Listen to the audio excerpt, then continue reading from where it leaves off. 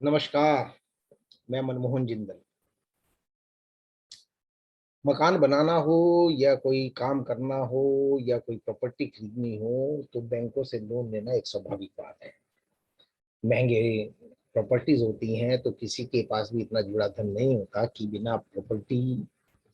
बिना लोन्स के वह प्रॉपर्टी खरीदी जा सके। सबसे पहले एक डिस्क्लेमर देना चाहता हूं कि यह सब इंफॉर्मेशन शेयरिंग के लिए मेरा एक पर्सनल व्यूज है। कोई भी काम करने से पहले relevant circulars, notifications, legal advice को ध्यान में रखें। सो बैंक लोन भी दे रहे हैं, लोग लोन भी ले रहे हैं, बट कई बार समाज में ऐसे तत्व भी हैं जो बैंकों के साथ, फाइनेंशियल इंस्टीट्यूशंस के साथ भी फ्रॉड करने से नहीं चूकते। तो उनके तरीके क्या क्या हैं? एक सैंपल के तौर पर ये देखने में आया है कि वो ज्यादातर फेक इनकम टैक्स रिटर्न में fake salary slips, fake balance sheet को फैब्रिकेट करते हैं और उसे बैंकों को देते हैं। बैंक अगर अवेयर नहीं है, सावधान नहीं है, जल्दबाजी में है तो इन फ्रॉडस्टर्स के झांसे में आ जाता है। तो कैसे मिटिगेट करें? सबसे पहले सैलरी स्लिप को उस एम्प्लॉयर से चेक करें। क्या उसने सही मायने में वो सैलरी स्लिप दी है? क्या वो एम्प्लॉयड है? दूसरा, सैलरी स्लिप्स को बैंक स्टेटमेंट के साथ चेक करें। हर महीने वो पैसा उसकी बैंक स्टेटमेंट में आना चाहिए। बैंक दूसरे बैंक के साथ भी संपर्क कर सकता है।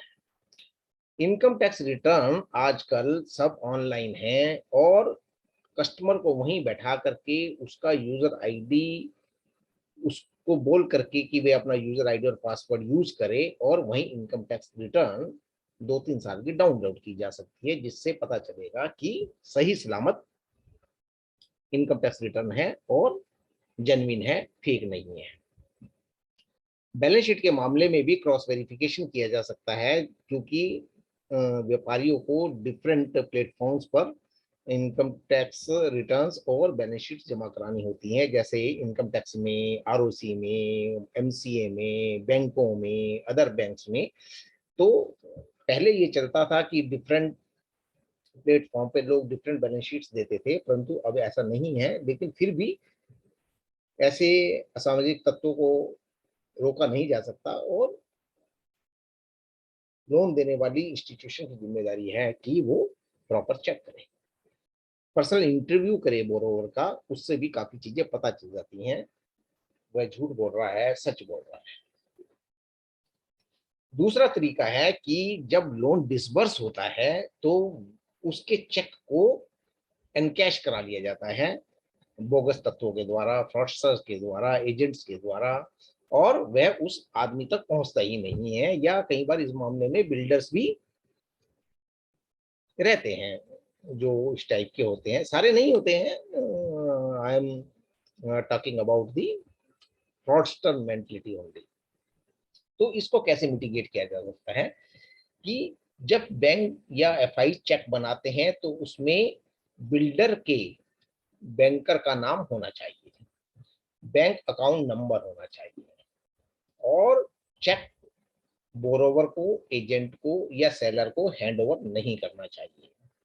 बैंकों को इंश्योर करना चाहिए कि वह उस चेक को बिल्डर और सेलर ने जो रजिस्टर्ड एड्रेस दिया है उसी पर, और जो टाइटल डीड में रजिस्टर्ड एड्रेस है उस पर पोस्ट करें या जाकर के देख के आए, डिलीवरी इंश्योर करें। तीसरा फ्रॉड तकरीबन देखने में आता है कि कलर्ड जोरक्स कॉपी सबमिट कर देते हैं और उसके बेसिस पे लोन ले लिया जाता है। कई बार ये बहुत डिफिकल्ट होता है, ओरिजिनल और फेक में जज करना बहुत मुश्किल हो जाता है। कई बार लॉयर्स भी इसके झांसे में आ जाते हैं और लीगल ओपिनियन भी बनाकर दे देते हैं। तो इसको कैसे मिटिगेट किया जाए? तो इसके अंदर सबसे पहले है कि आप चेक करें कि ब्लैक लिस्टेड बिल्डर्स और डेवलपर्स कौन हैं। यदि उनके यहाँ से कोई प्रपोजल आया है, वहां से कोई टाइटल डीड का प्रपोजल आया है, तो उसको एक्स्ट्रा केयर करके चेक करें। और आप सब रजिस्ट्रार ऑफिस में जाकर के भी डुप्लीकेट निकलवा करके भी उससे चेक किया जा सकता है। चौथा है ओवर वैल्यूएशन ऑफ प्रॉपर्टी। बाजार में ऐसे लोग भी हैं जो मकान मान लीजिए 10 रुपए का है, तो वह उसकी कीमत लगवाएंगे 15 रुपया, और बैंक 80% लोन देता है, मतलब 15 का 80% 12 रुपया, तो वो वहां से 12 रुपया लोन ले लेंगे। प्रॉपर्टी है ही 10 रुपए की। तो ऐसे भी ओवर वैल्यूएशन ऑफ प्रॉपर्टी करके भी लोन लेते हैं, that is also a fraud.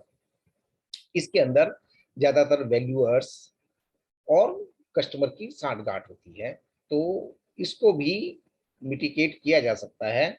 सबसे पहले तो एक थ्रेशहोल्ड लिमिट के ऊपर दो वैल्यूएशन लीजिए, दो इंडिपेंडेंट वैल्यू होने चाहिए। जैसे समटाइम्स कुछ बैंक 10 करोड़ के ऊपर देते हैं, कुछ बैंक 5 करोड़ के ऊपर देते हैं। So there is a policy according to bank, financial institution to institutions.